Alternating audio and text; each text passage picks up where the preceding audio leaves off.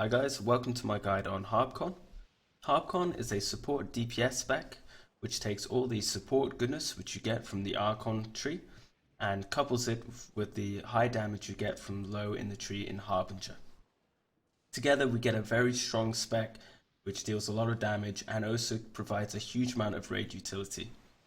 This makes it pretty much mandatory for every raid encounter which you have, which melee is viable, which is pretty much all of them. So let's look at the soul tree. So the standard build is 0 Pyromancer, 40 Archon and 36 Harbinger. Now there are a few points which we can move around depending on the fight. The first one, and probably the most important one, is this point in Rising Storm.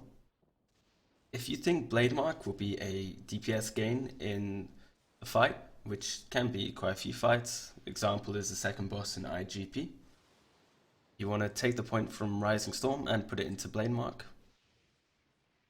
For the Archon tree, there is one point we can also move around. This is the point in Spellbore.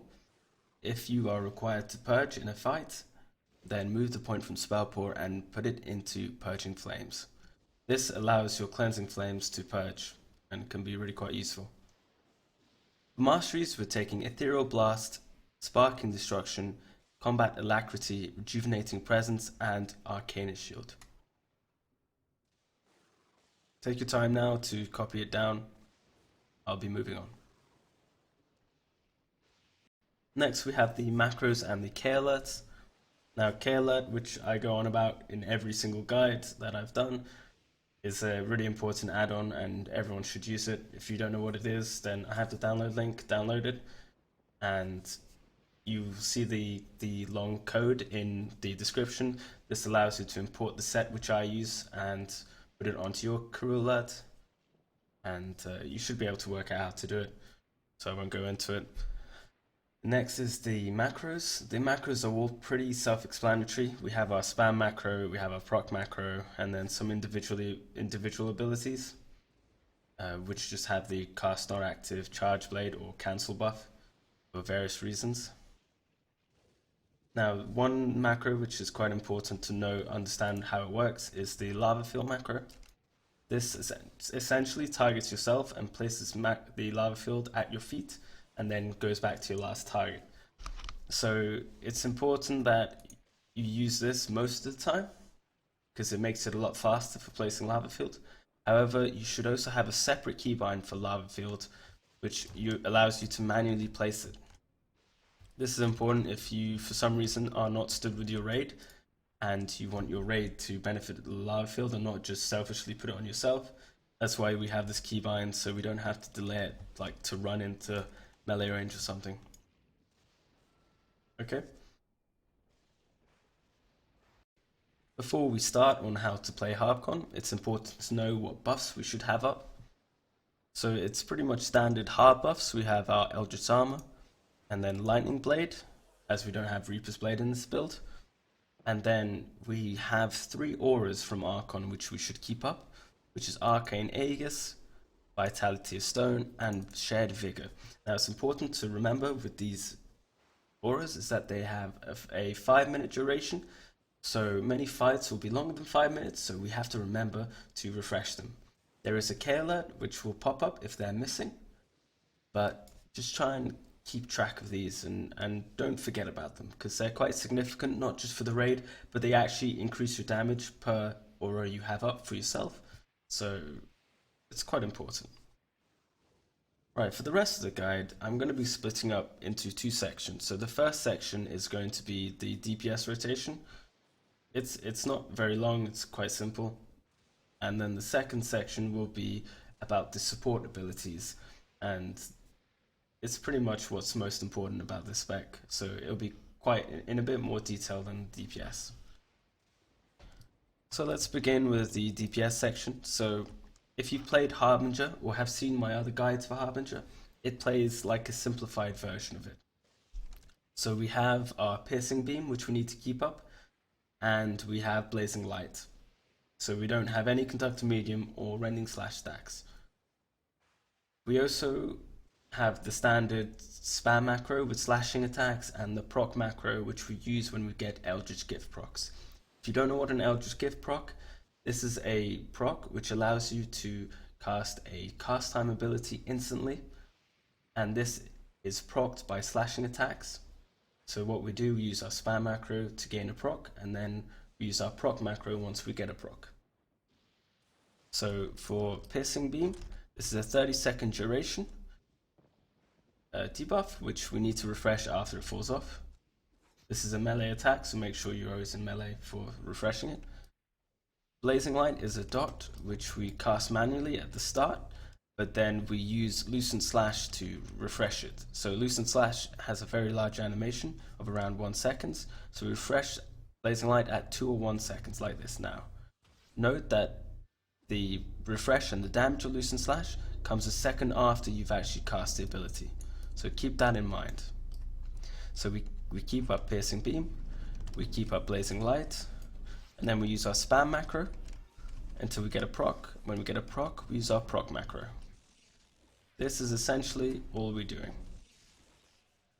Just keeping an eye on Piercing Beam, keeping an eye on Blazing Light. When Blazing Light needs to be refreshed, use Lucent Slash, use procs when they come, use spam when you have nothing else, and keep up Piercing Beam. That is essentially our DPS rotation. Now we can move on to the support section of the guide. With our much simplified rotation, we have much more of an ability to get all our supporting correct, and this is really where you can make the big difference as a Harbchon. We have 3 main things which we're always going to be keeping an eye on as a support. We have our debuffs, our lava fields, and our flaring powers. This is our responsibility as an Archon, and we need to make sure we get these perfect, because if we get these right, we're actually going to make a huge difference for our raids. So let's go on to our debuffs. As an Archon, you'll be using 2. These are a non-physical debuff, which increases all damage taken by non-physical attacks on your target. This also increases damage from other raid members. This is what makes it so strong. And the other one is Ashen Defense, which is the same but for physical damage. Now these last 5 minutes, and you need to make sure these are up on all the targets which your raid is DPSing during the fight. Ideally, you're only going to be debuffing like a few targets in a fight. If there are like an AoE or like let's say 6 to 7 mobs which are being DPS at the same time in the same area, you should actually ask your Oracle or Bard to debuff them. But if there's only like 1, 2 or maybe 3 targets that are being DPS at the same time, as an Archon you should be debuffing these.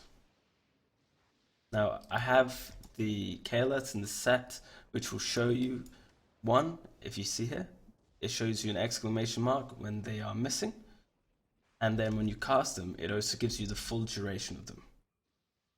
Now you need to really be keeping an eye on this at all times, just to remember that you need to refresh them soon or you don't need to refresh them soon, but you should always be aware, because it's really hurtful for the raid if you let them fall off and you forget about them.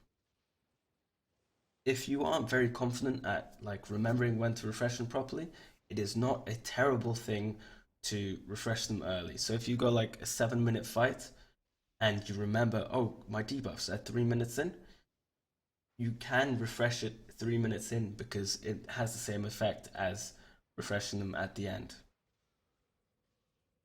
Right, so with that in mind, that's pretty much the debuffing. We can now move on to Lava Field. Now Lava Field is a AoE ability which deals a bit of damage, but the most important thing about it is that for every raid member that has stood in it, their damage gets increased by 10%. This is quite a large damage boost, and in a raid you want to be casting it at the start of the fight when everyone offloads their 1-minute cooldowns, and then you want to be using your Lava Field on cooldown after that, so that your DPS's 1-minute cooldowns are always lined up with Lava Field. If you do this correctly and your DPS's also line their cooldowns up with your Lava Field correctly, you will see a very large increase in your raid's DPS, and it will just make raiding a lot easier.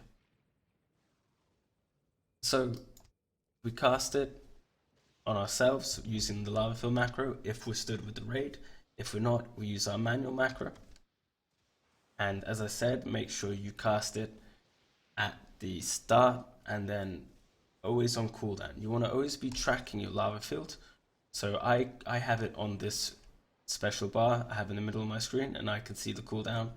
But there are many other ways which you can do it, using gadgets, or you can use another K alert. Whatever helps you, but just have a way of tracking it. And then our third is Flaring Power. Now, Flaring Power is a very strong raid cooldown, which it says it has a 2-minute cooldown, but it actually has, you're actually only able to use it every 5 minutes, because when you cast it, it puts a 5-minute debuff on yourself, which stops any raid member from benefiting from Flaring Power again for 5 minutes. So this is essentially a big 5-minute cooldown. We use this in almost every raid encounter at the start of the fight with your first lava field, and then we do it every 5 minutes with your cooldowns. It's important, as with lava field, that you cast it at the start of the fight with all your DPS cooldowns, and then you use it as the 5 minutes come up when it's able to be used again. So with this in mind, I want to show you the perfect start on how you should be doing the start of the fight to get as many buffs up as soon as possible for people to do as much damage. So how we're going to start, first off, we're going to make sure our auras are up. So we have Arcane Aegis, Vitality Zone, Shed Vigor. A little tip, if you do this with a proc up, you can spam Lucent Slash at the start of the fight to get a proc, and then it will make all your auras cast 0.5 second, have a 0.5 second global cooldown, and it doesn't consume the proc, so you can put them up really quickly. This is also a good way to refresh them during the fight. At the start of the fight, we want to be using Volcanic Bomb, and then we go into our 2 debuffs, so Crumbling Resistance and Ashen Defense. And then, once those 2 are up, then we go straight into Lava Field with Flaring Power together. And then we go into putting Piercing Beam up, spam macro, proc, spam, Blazing Light, proc. Quite easy, and I'll show you now. So I'm going to go Volcanic Bomb, first debuff, second debuff, Flaring Lava, Piercing Beam until I get proc, use the proc straight away. And then I'm going to put Blazing Light up, and then just use my normal spam and procs when they come.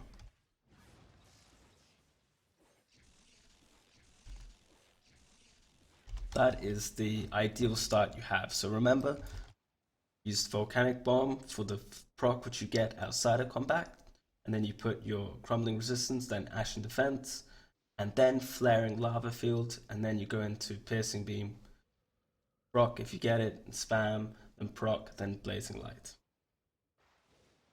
That sums up my guide on Harbchon. In terms of the DPS, if you're interested on getting out a bit more DPS, there's a very good written guide on the forums by Killings. I'll put the link in the description below, and for the DPS portion, that guide is really very good. Apart from that, get the support abilities correct, get your lava fields right, your debuffing correct, and the flaring powers good, and you will see a really quite large increase in performance in your whole raid if those are done properly. I hope you guys enjoyed this guide and found it helpful. If you liked it, please like the video and subscribe to my channel. I will be making more guides, especially with the new and upcoming Prime list. So yeah, I'll see you guys around.